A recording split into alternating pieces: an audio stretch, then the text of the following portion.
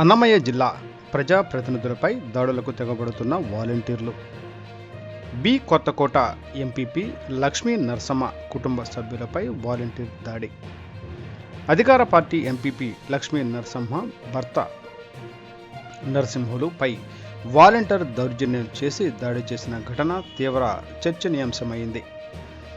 Volunteer Suresh B Kothakota మండలంలోని బుచ్చిరెడ్డిగారిపల్లి సమీపంలో గల ప్రభుత్వ స్థలంలో అక్రమంగా చెట్లను నరికివేయడంతో సంబంధిత అధికారులకు ఫిర్యాదు చేసిన ఎంపీపీ లక్ష్మీ నరసమ్మ తనపై ఫిర్యాదు చేశారని కోపంతో కక్షగట్టి ఇవాళ దారి కాచి లక్ష్మీ నరసమ్మ అతని కుటుంబ సభ్యులపై తీవ్రంగా దాడి చేసిన వాలంటీర్.